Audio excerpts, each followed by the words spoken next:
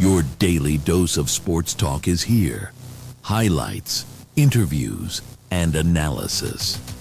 From the entertainment capital of the world, SportsWrap with Jason Page starts now. And we welcome you to this Friday edition of the show with so much to do over the next 60 minutes. Sam Yarnell off again today. Be back on Monday.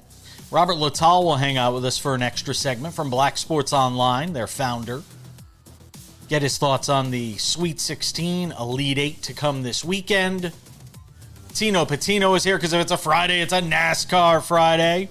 Big race, short track racing in Martinsville this weekend for NASCAR. We'll get into that race with him. Who does he like? Could Tyler Reddick actually win again? Short tracks aren't his thing, but we'll see. We'll get into that coming up a little later on. Big news from the NBA. Adam Silver talking about anti-tanking measures. We'll get to that in odds and ends and a whole bunch more. But we start things out as we always do on this Friday edition of the show. It's time for the big story. And the big story yesterday, I mean, look, they say you can go to a baseball game a million times and see something you never expected to see. Well, that was yesterday at Citi Field, where the Mets took on the Pittsburgh Pirates. A lot of optimism around this Pirates team this year. I was talking about it yesterday on the show with Brian Kenny, who's not as high on them as, say, I am or others might be. And I'm not saying high as in we think they're going to win a World Series or anything like that, but that they could be more competitive this year. And in a National League Central that is kind of, well, let's be honest, it's a floating dumpster fire. You know, after the Brewers and the Cubs, where do you really go in that division that gets you all that excited? I mean, why not a team like the Pirates or the Reds, to potentially be in the mix? Anyway, if you went to yesterday's game between the Mets and the Pirates, you probably didn't expect to see Paul Skenes lifted in the first inning of the game. That's right. What did he throw, 36 pitches? 39 pitches, something like that? Gets lifted in the first inning after giving up 5 runs. By the way, thanks in big part to O'Neal Cruz, who couldn't catch anything in center field in the first inning of that game. But as I'm watching that and reading the news this morning, and this is where the big story really picks up, Jon Heyman, Foul Territory and MLB Network and all those great baseball shows, longtime baseball writer. Jon Heyman reported today that the Yankees had made inquiries in the offseason on Paul Skenes, and that they had even made inquiries, I think, last year at the trade deadline on Paul Skenes, that they wanted to try and get him from the Pirates, and that they offered up 4 top prospects in exchange for Paul Skenes, and the Pirates weren't even interested. Now, we had this conversation last year during the baseball season, and I'll say it again. Watching on Sportsnet Pittsburgh, our friend over there, I love you guys. This is idiotic. I have never understood, and it's not just a Pirates thing. It's an organizational thing. I have never understood the idea of teams that glom onto pitchers and simply will hold on for dear life and not let go. Or hold out for something more than the Yankees' 4 top prospects, whatever those may be. Spencer Jones, and throw in, a few other guys. Maybe Jason Dominguez is included in a deal like that. The philosophy doesn't make sense to me. You've got a guy that's going to play 30 to 32 games a year, Paul Skenes. Let's say he makes 30 starts. 32, 33 starts in a year. Versus position players that are going to play 140 to 150 games a year, especially if you're talking about top prospects. Not every prospect is going to pan out. I get that. But the difference between winning a World Series and losing a World Series right now for the Pittsburgh Pirates, a star-deprived organization. Say what you want about, Ryan O'Hearn and Brandon Lau. Congratulations, they had home runs yesterday in the loss against the Mets. The difference right now for the Pirates is not Paul Skenes. It's the lack of talent around Paul Skenes. So you can have Paul Skenes all you want. And Connor Griffin's going to be up there eventually hitting bombs for this team, and that's great. But there's still not enough talent around them. What if you can get 2 good pitchers, 2 good position players, and maybe half of them pan out, maybe 3 of them pan out? Look, it's prospects. Maybe none of them pan out. But what you're doing right now, building around Paul Skenes, is not working. It just doesn't make sense to me. Then there's the economic side of it, which also doesn't make sense for me. Paul Skenes plays 32 games a year. Maybe half of those are in your ballpark. Okay, so for 13, 14, 15 games a year, you're drawing some extra fans. If you bring in other star power, those fans are coming every night to watch those guys. One, because you're winning more baseball games, because you actually have a larger spread of talent on your team. So you're making more money as an organization. Go look at where the Pirates stand in attendance. You'll find out what I'm talking about. It just doesn't make sense to me. And look, I don't know what the 4 prospects were. Maybe they didn't like the prospects. I don't know. But to hang on for dear life to Paul Skenes, as if that's the one piece you can't do without in order to get this team back just to respectability at this point, doesn't make sense to me. And I'm not saying this because I want the Yankees to get Paul Skenes, because I know people are going to see the Yankee hat behind me and say, oh, he just wants them to get Paul Skenes. I'm a baseball fan more than I'm a Yankee fan.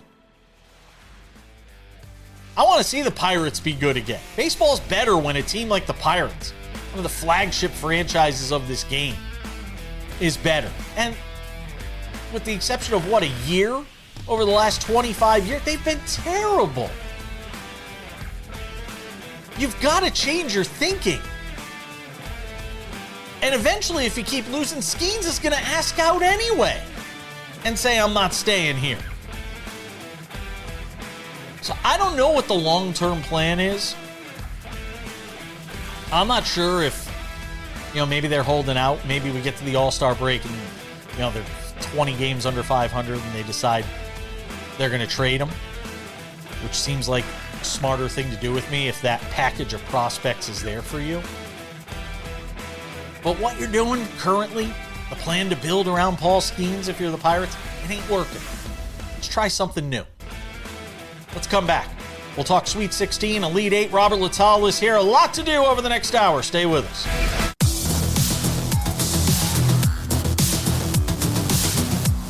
Welcome back to the show on this Friday. Sam Yarnell off for the second straight day. Says he'll be back on Monday. I'll believe it when I see it. That means we get to hang out for an extra segment with our friend Robert Littal, the founder of Black Sports Online, the co-pilot chair today. Can we announce the book thing? Can I do like Donald? Can I do like Donald Trump, where he was in the cabinet meeting yesterday? And he's like, "Hey, can I talk about the gift?" And then you can. We do an official announcement on with the press release and all the great stuff. No, that I won't. I don't want to spoil it, but I don't want to scoop it, but you got something very cool coming out. There's been scoopage that is going on. No, I'm not. I won't say it. It could be. Can I say the book thing could mean you're going out and buying a book today? There might be a book you were looking to buy. Let's just say good things are coming. Good. Just stay tuned. All right. So then we'll talk about it next Friday.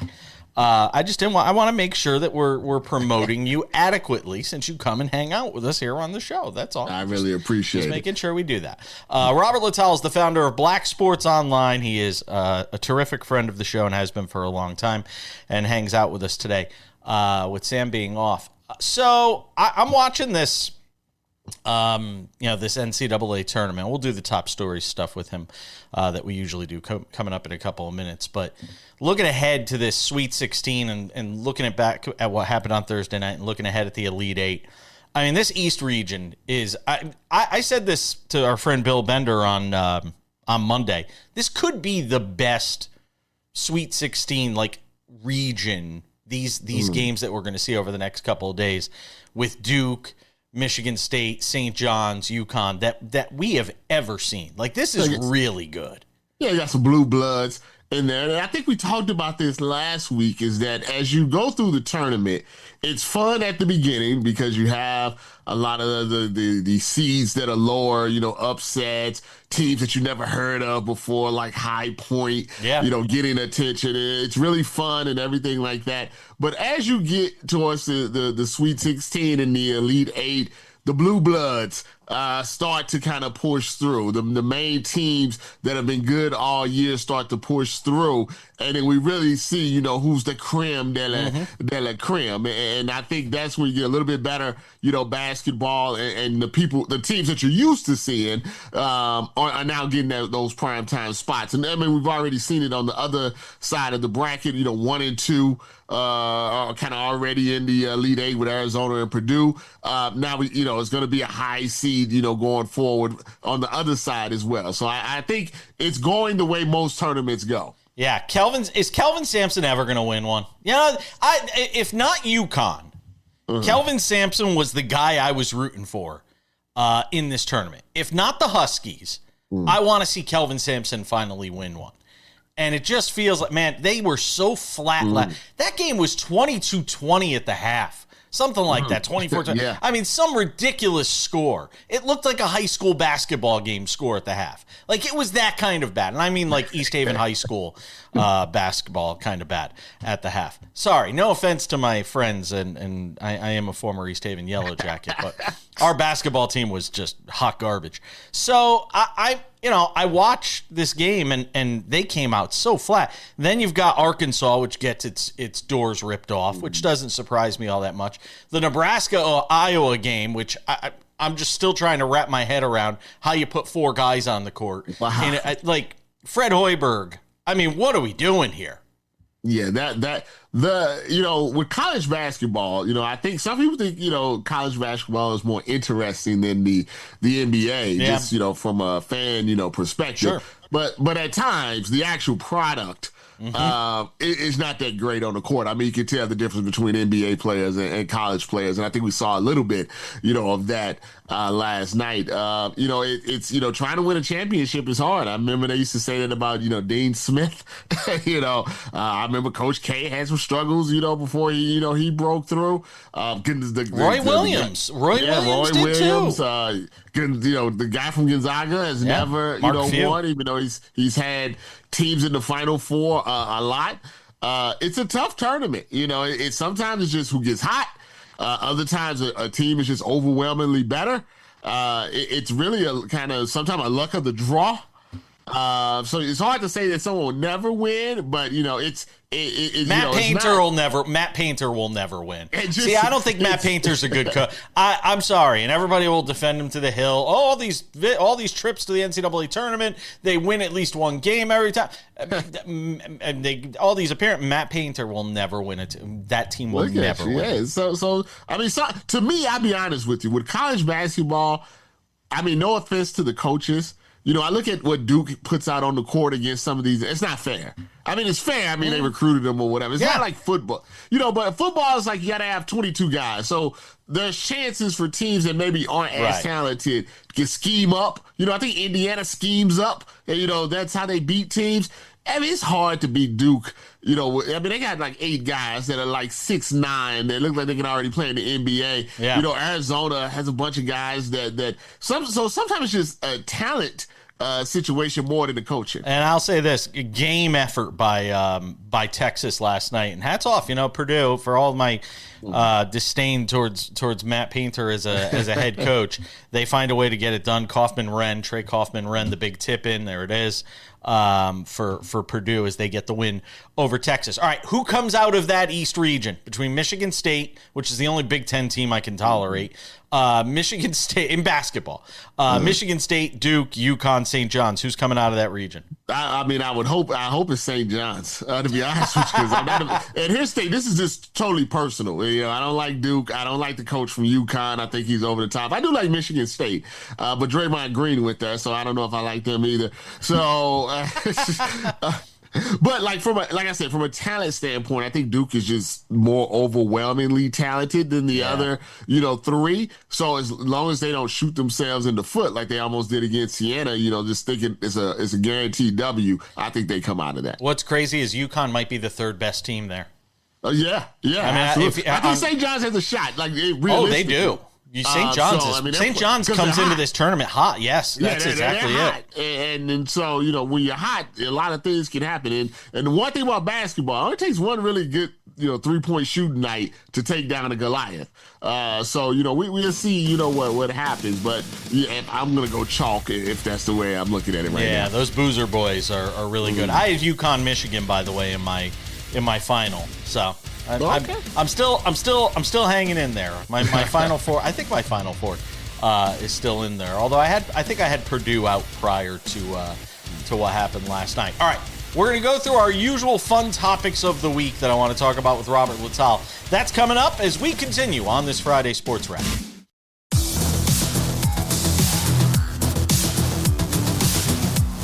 All right, Robert Littal hanging out with us for the entire, well, not the entire show today, but for an extra segment. So we've already heard from him, but now we're going to get into our normal weekly routine with him, which is going around the sports world and talking about the stuff that sometimes we have time to get into. Sometimes I just want to get his perspective specifically on certain things. Founder of Black Sports Online hangs out with us every Friday. So I saved this one just for you because you and I have a thing here. Or maybe it's just I have a thing and I've dragged you into it, which is this all this Stephen A. Smith drama, the palace intrigue that exists in the sportscasting industry. We've been dealing. If anybody's a fan of New York sports radio, there's one of these feuds is going on right now between a former host at WFAN and the morning show host Greg Giannotti and Brandon Tierney. Brandon, who I used to work with at a couple of different stops along the way. In my career, he's a really talented guy. They've been going at it this week, and I'm just sitting here watching this stuff going, like, really? Like, if I dragged out every bad story, Robert, that I had working in radio, not so much television, but I've seen it more in radio and dealt with it more in radio over the course of 30 years, I could fill a book, hint, I could fill a book with all the stories of the, I hate using this word, of the scumbags that I worked with in this industry over the course of 30 years. I could fill a book with it. But now we're at a point where just everybody's pouring this stuff out real time. The latest version of this is Jason Whitlock versus Stephen A. Smith versus Cam Newton versus Ryan Clark, who somehow got himself involved in it. Cam Newton having Jason Whitlock on his podcast. And apparently they had beef at some point. Then Cam Newton asks Jason Whitlock to talk about Stephen A. Smith, and everything goes off the rails with Jason Whitlock basically bashing Stephen A. Smith for 15 minutes. So, of course, Stephen A. Smith has to come back and respond with his thoughts, and then everybody starts piling on. Ryan Clark's got an opinion. What the hell is going on here? Well, everything is wrestling. I always say, I remember we text and I'm like, it sounds pre-planned, doesn't it? It sounds, like this was something that they all thought out in the little back room and said, oh, this is how I'm going to get all the attention and everything. Media people were never supposed to be famous. We're never supposed to be the stars. We're never supposed to be front. The whole thing, they call it behind the mic for a reason. You're behind, you're not front facing. That's all changed, with social, media, where now we have media analysts that spend more time talking about each other than the actual games and things that they are supposed to cover. It's become the young and the restless. Stephen A. Smith is Victor Newman. It's become reality television. It's Love Island. It's La Bachelorette. It's almost so ridiculous, but then you realize that's what people engage in. These are the clips that they put out. First Take puts out a clip, not about March Madness, not about the NBA, not about the WNBA signing their contract. They put a clip out that simply had Stephen A. Smith saying for 5 minutes that he's thinking about saying something about Jason Whitlock. That was the clip. Yeah, not him actually saying anything. Him saying he's going to think about saying anything because he got a lot to say. And to me, I don't know, is it do you blame the consumer? Are we drug addicts? Is this like a drug? Yep. Is it bad for us? Is it like, eating too much bad food, but we can't help ourselves? And, who's at fault here is hard for me to say. I don't like it, but it could be mainly because at a certain age, like you just said, why? Like, what is the point? I'll tell you though, but I don't blame the consumer. Okay.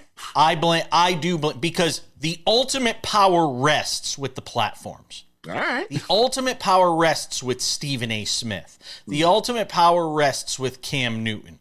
They're the ones trafficking it. Mm-hmm. If there were no drug dealers out there, you'd have nowhere to get the drugs. So to me, the problem lies with ESPN that's allowing Stephen A. Smith to use the platform that he has, this blessed platform that he has, to traffic in this stuff. Cam Newton using his platform to bring on Jason Whitlock. And look, maybe you have an answer to this.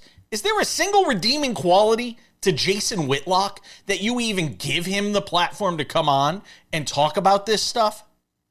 No, I mean, have you met him? Have you ever met him? I thought. I don't know if it was Bomani Jones or Van Lathan. One of them was like, there's nothing about Jason Whitlock that hasn't already been said that nobody can say again. I'm proudly blocked by him on X. So, and I've always said, and I've told people this, that tell me I'm sick of Stephen A. Smith. I'm sick of Cam. I'm sick of Jason Whitlock.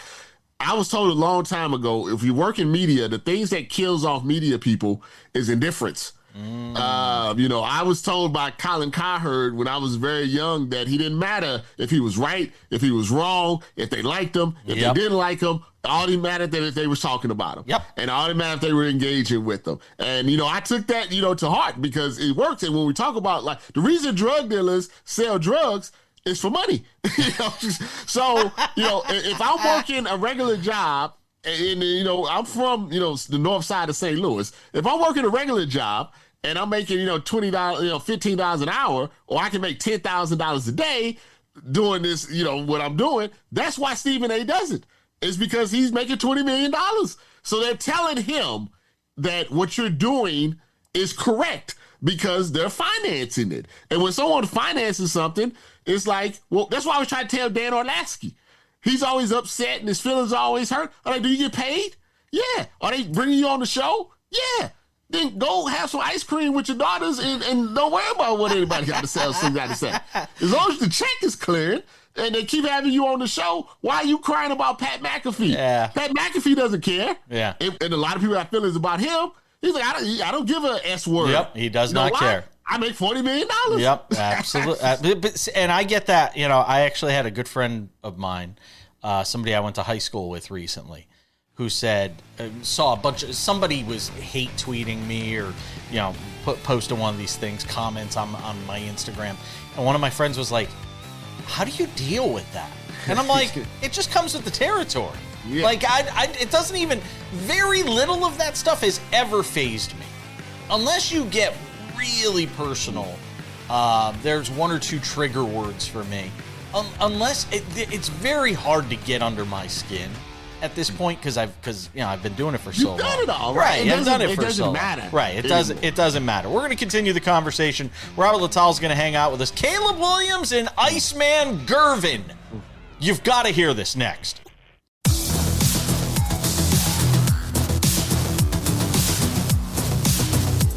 Robert Littal and I hanging out on a Friday, as we always do here on SportsWrap. Chewing over the fat, some of the top stories of the week, some of the not-so-top stories of the week. George Gervin's pissed at Caleb Williams. Who the hell had that one on their bingo card for 2026? Could be in 2027, too. You never know. For people that didn't see that, this is bonkers. So apparently Caleb Williams, somebody gave him the nickname Iceman.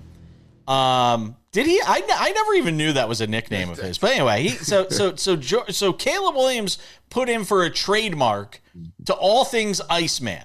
Now, some of you might be a little older and remember one of the great NBA players, one of the top 50 of all time, George Gervin, the Iceman. He was the original Iceman, and to this day, people still call him the Iceman, George Gervin.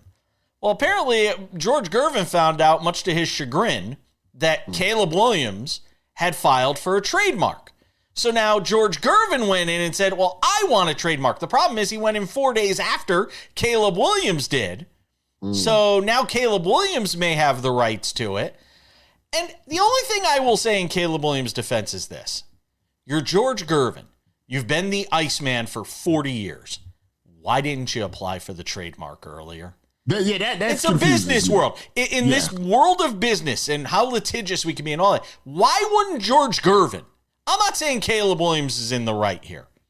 But why, if you're George Gervin, did you never file for this? That's odd to me, isn't it? Because I still see to this day George Iceman Gervin, that they're using them in NBA, commercials when they're talking, old school. I was shocked to find out that he didn't have some protection. Now, the only reason I think maybe he doesn't is because the Iceman itself, there's a couple of different, entities that use that, obviously Top Gun is one. Obviously, the big one that maybe has stopped people before was Marvel, has an Iceman that's an X-Men. I also think the Iceman is Ben Keyhole from Another 48 Hours, but that tells you how old I am. So my thought process is maybe, he tried before and they got blocked and everything. But, but on the flip side of that, like you said, nobody calls Caleb Williams the Iceman. And nobody's ever going to call him the Iceman. Sometimes you can't.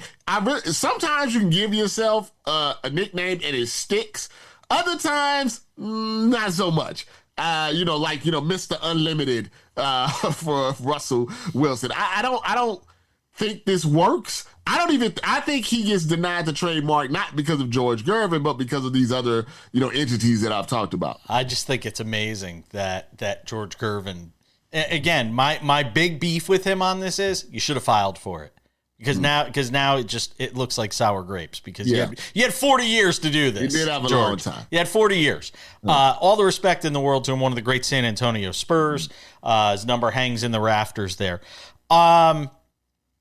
Geno Auriemma said something really interesting. And I know you get into the women's basketball stuff, and you were into it before everybody was jumping on the backs of the WNBA when Caitlin Clark became big and all that stuff. Geno Auriemma, the head coach at UConn, who is one of the greatest head coaches of all time in any sport, has come out and said he thinks Title IX is dead. And he thinks NIL has a lot to do with the fact that you're paying athletes now. You have athletic departments with all this money, and they're going to shift it towards what is most popular, what is going to generate the most money for the schools. That isn't going to be women's basketball in a lot of cases. Is there something to be said for what he has put out there, this idea that Title IX really is dead as a result of this? Well, they put it in, for protection reasons and to make sure that women athletes, got treated fairly and had the resources that they needed because obviously they're different than men athletes in a way. I do feel like the way that women athletes get in 2026, the trajectory that they're on may make it less likely. I mean, the UConn athletes that have come out, say, in the 2020s, I would say have it a lot better than the UConn athletes that came out in the 90s and 80s and everything as far as opportunities of on the court, off the court. Now you see the thing with the WNBA. You have stuff like Unrivaled. I would say Paige Beckers is, if not the top three, top four most popular players, and big time popularity, like crossover popularity, not just in the sport. So I can understand why he would think that. I don't know if there's necessarily a bad thing. It's like we wouldn't need stuff like the Rooney Rule if there was actually, progress that was, happening. So, I mean, I think you still want, of course, the protections, for them, for certain things that men don't have to deal with. But I think the opportunities, those different type of protections, I would say some UConn women's basketball players are more popular than the men. if they were both, like, say, to be in the Final Four. I think there's a lot of people that would watch UConn women more than the men. So I think they're at a different level right now, and that's a good thing. So I don't know how he perceived it, but I perceive it as somewhat of a good thing. In the last minute, did you watch the baseball on Netflix the other night? No. Oh, I come on. I watched Peacock. I mean, there's a lot of different channels that's going on here. I watched Peacock last night. I didn't watch. I saw some of the clips of Jameis Winston. Oh, my God. So I seen some of the highlights, of it. I mean, I got to be honest. I'm still a purist. I just want to watch the game. God, now you sound like Brian Kenny on the show yesterday. For almost everything, basketball, football. But I show up, I took that channel on 1 minute before the game starts. And and then when the game is over, I'm out, So all the extracurricular stuff, I hate it. Even like at the World Series, at the NBA Finals. Even if I'm at the NBA Finals, I'm at the concession stand. I don't like all the hullabaloo. I'm just, when the game is on, when Ohtani's on the plate, that's what I'm in. All right, Boomer. Whatever. I am a boomer. Robert Littal, the founder of Black Sports Online, friend of the show. Always good to see you, my friend. Have a great weekend. You too. I'm out.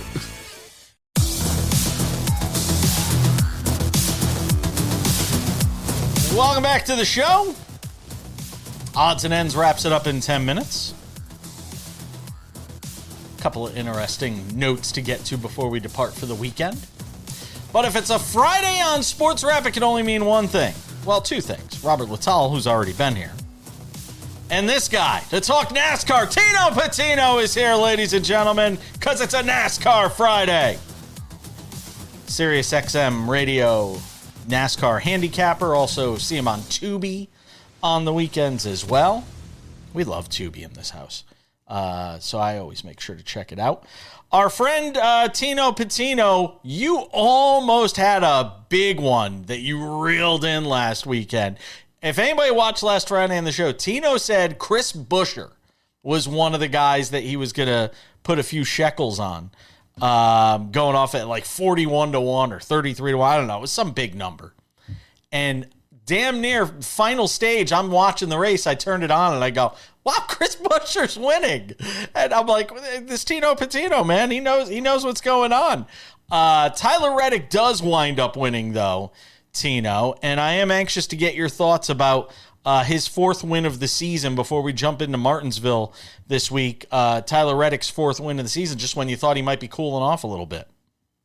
Yeah, the history-making continues for Tyler Reddick in his historic start this season. 4 wins in the first 6 races. 2 other drivers in history able to pull off that feat, Dale Earnhardt and Bill Elliott. So it just kind of shows the group of, the nature of how big this is for Tyler Reddick and that team, the speed that they're bringing. But I also want to note, it's not just the fact that they bring fast cars. It's how they're winning these races. I mean, they had to replace a battery mid-race for Tyler Reddick at Darlington, and that's a track where you don't want to lose track position. You normally cannot drive through the field as easily and pass cars as much as Tyler Reddick was able to do on Sunday. So a tip of the cap to him for the mental toughness, the adversity. That's the difference between this season to last season. Aside from the wins, it's the fact that when things go wrong, they lose a whole front fender at Atlanta, they stay in it, able to win that one. Coda, loose wheel, beat SVG. Everything's coming together for him in that team, and I'm not surprised by him having these wins early, but I'm definitely surprised by how strong they continue to be week in and week out. If he's been the biggest winner in this early part of the season, which is undeniable, 4 wins in the first 6 races of the season, who's been the biggest loser as a result of him being the biggest winner? Oh, that's a great question. It's going to be some of these drivers that were hoping to capitalize on some of these races that Tyler Reddick has won. I look at SVG's been racing really strongly, but he's got to feel like with the gap that's opening, right? With the chase and everything like that, he would hope to have a win at Coda right there. So that's the biggest loser for him. Coda, that's your track he would have liked to have. RFK, they bring a lot of speed. That's the Brad Keselowski, Buescher, Priest cars, but they ultimately lost out out because Reddick won last weekend over them. I would say if I were to pinpoint one driver, though, instead of a few examples, Chase Briscoe right now, to me, is the biggest loser. And it's not because of Reddick's performance. It's because of their poor performances while Reddick is having these wins. Because when you look at the standings right now, Tyler Reddick is 95 points ahead of Ryan Blaney in second. So when you're a driver like Chase Briscoe, although he has opportunities in the future to win and claw back, if you're having miscues early on, it's just going to be further and further down and harder to climb out of that hole. All right, let's talk about Martinsville in the final few minutes we have here. You look at the odds for this race. Ryan Blaney plus 450 on FanDuel. William Byron at plus 550. Denny Hamlin, who won this race a year ago, at plus 600. You got to go all the way down to 15-1, by the way, before you find Tyler Reddick. Give me some thoughts on who you like this week and who you don't like.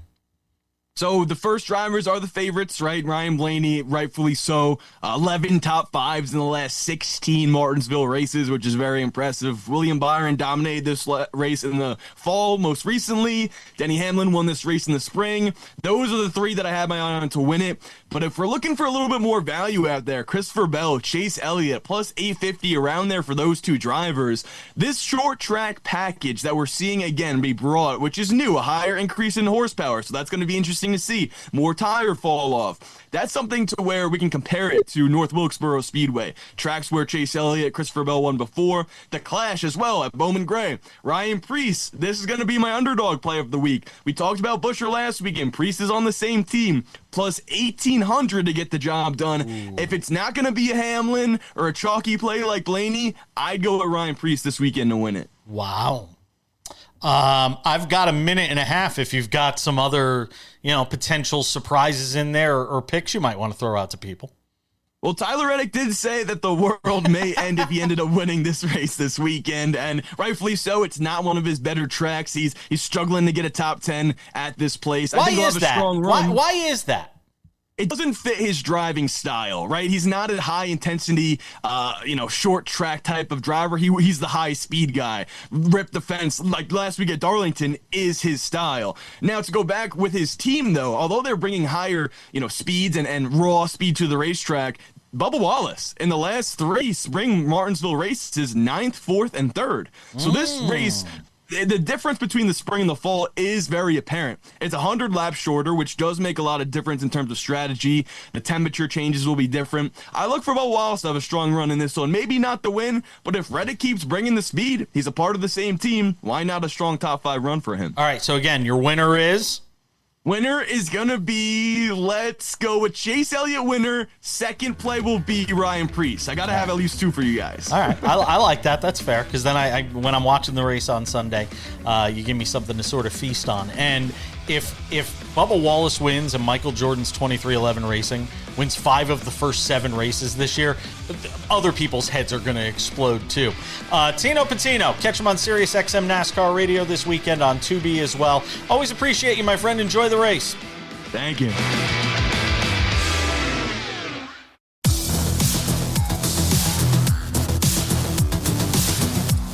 Just about time to put this baby to bed for another week. Don't forget, a few reminders before we go. SportsWrap weekends. Monday through Friday, you've got this daily version that we do, 1 hour. It's great. But we also have a weekend edition on many of these same affiliates. If not, check your local listing for time and schedule. It could be on a sister station in your market.